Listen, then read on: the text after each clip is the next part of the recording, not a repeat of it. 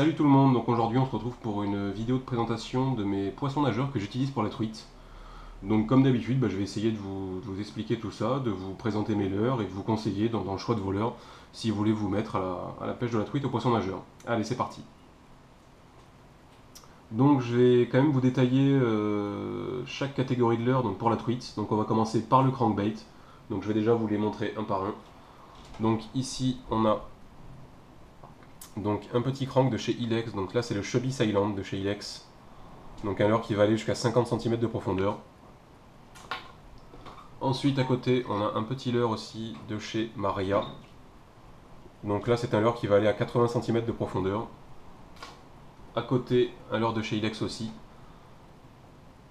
Donc là c'est un leurre qui va aller jusqu'à à peu près 1,50 m de profondeur. Donc là c'est le D-Chubby. Et à côté le dernier. Donc là c'est un leurre de chez Rapala, l'Ultralight Crank. Et donc là c'est un leurre qui va aller un peu plus de 2 mètres de profondeur. Donc comme vous avez pu le voir, c'est vraiment des leurres de petite taille. Donc pour la truite, il faut vraiment privilégier pour les crankbaits des leurres entre 3 et 4 cm. Donc là ça va de 3,2 à 3,8 cm. Au niveau des grammages, ça fait entre 3 et 4,5 grammes. Il ne faut vraiment pas avoir des gros leurres, sinon les truites ne vont pas monter dessus. Pour les coloris maintenant, donc au niveau des coloris, comme vous avez pu le voir, j'ai quand même 4 coloris bien différents pour les crankbaits pour la truite. Donc moi ce que je vous conseille c'est d'avoir des coloris à la fois naturels, donc vraiment des coloris qui vont imiter un verron, une truite, voilà, ou sinon des coloris vraiment plutôt discrets, et en même temps d'avoir des coloris plutôt flashy, genre voilà par exemple celui-là, celui de chez Ilex, voilà un coloris bien doré, donc vraiment pour pouvoir pallier à la situation du jour. Donc voilà pour les coloris. Donc ensuite on va passer donc à l'action de pêche avec le crankbait. Donc le crankbait c'est vraiment un leurre qui va s'utiliser dans les calmes et dans les trous d'eau. Donc vraiment pas un leurre fait pour les torrents ni les rapides, c'est pas un leurre qui tient le courant. Donc au niveau de l'utilisation, par exemple voilà, sur votre rivière vous allez avoir un moment un gros calme sur 5-6 mètres avec des trous d'eau. Il y a vraiment des endroits où il va y avoir 1 mètre, 2 mètres, 3 mètres de fond. Donc c'est là que vous allez utiliser votre petit crankbait. Donc suivant la teinte de l'eau, vous mettrez un leurre plus ou moins foncé ou plus ou moins brillant. Après c'est à vous de vous adapter. Donc par exemple voilà, si vous avez un trou d'eau de 2 mètres, et voilà, les truites sont souvent susceptibles de se cacher au fond. Donc vous allez mettre par exemple voilà, votre crank qui va à 1,50 m ou votre crank qui va à 2 mètres.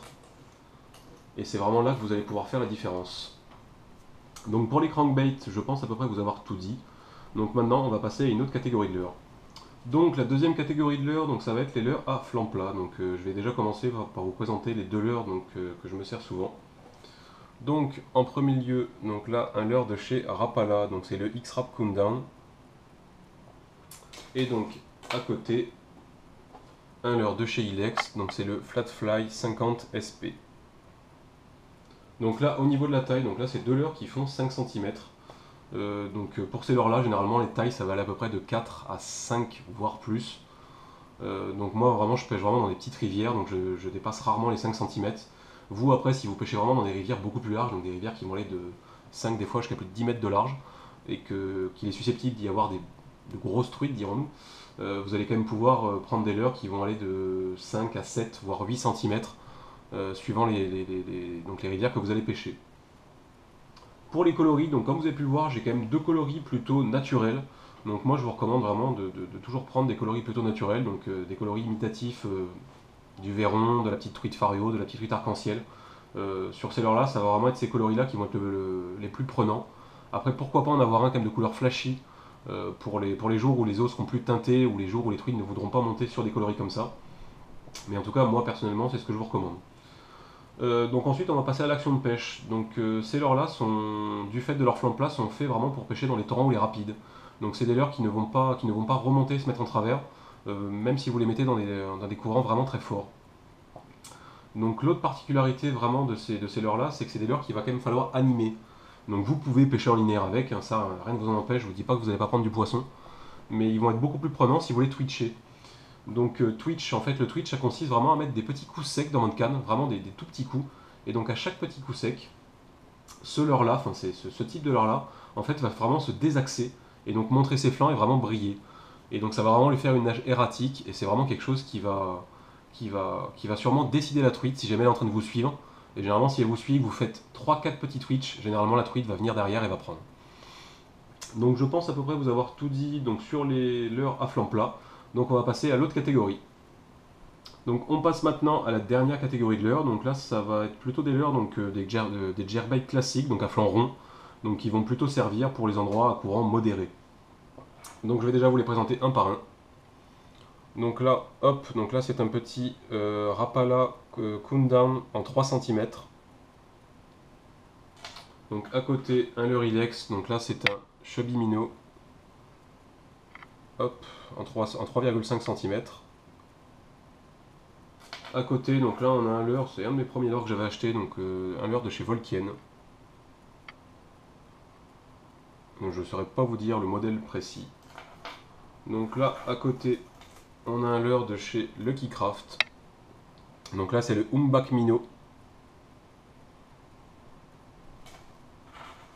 Et en dernier, un petit leurre de chez Sakura. Voilà, et donc celui-là non plus je ne sais pas le modèle précis.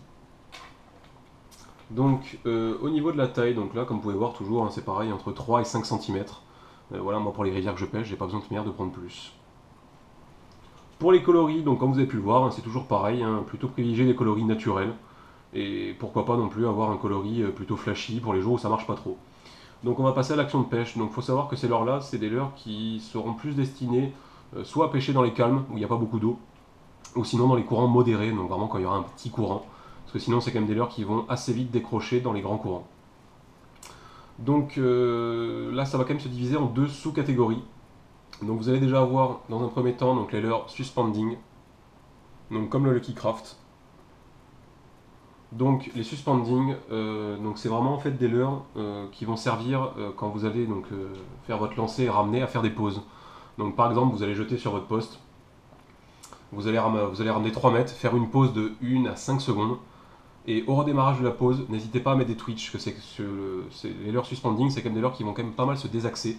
Donc n'hésitez pas à faire quelques petits twitch, ça pourra toujours rajouter à votre action. Et si jamais la truite ne s'est pas décidée à prendre à la pause, elle va peut-être se décider à prendre une fois que vous allez mettre vos twitch. Et donc ensuite, les coulants, donc là, plus comme le petit Rapala, le countdown.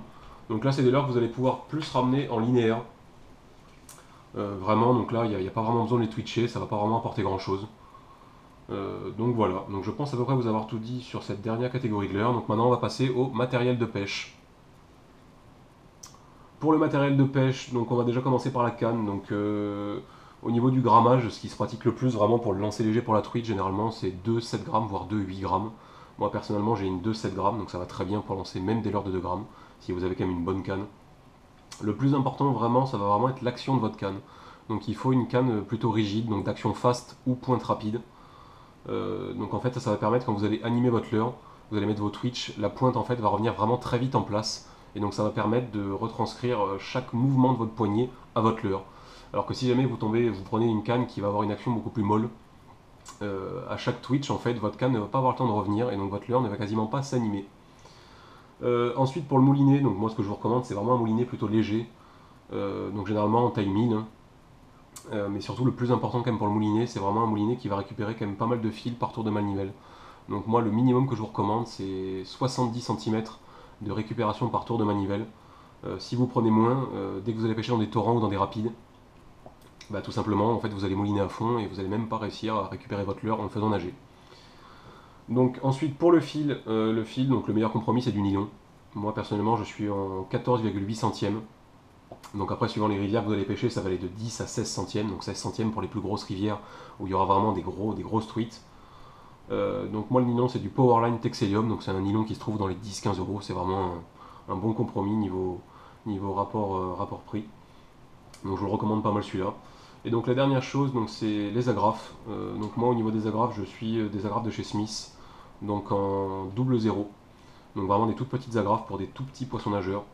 Et donc après, suivant les poissons nageurs, si vous voyez vraiment que votre poisson nageur se met assez souvent en travers, enlevez l'anneau brisé et mettez directement l'agrafe sur l'accroche du leurre. Donc voilà, je pense à peu près vous avoir tout dit. Donc surtout, si vous avez aimé la vidéo, pensez à mettre un j'aime. Abonnez-vous à notre chaîne et surtout n'hésitez pas à aller voir toutes les autres vidéos qu'on propose. Allez, on se retrouve pour une autre vidéo bientôt. Salut!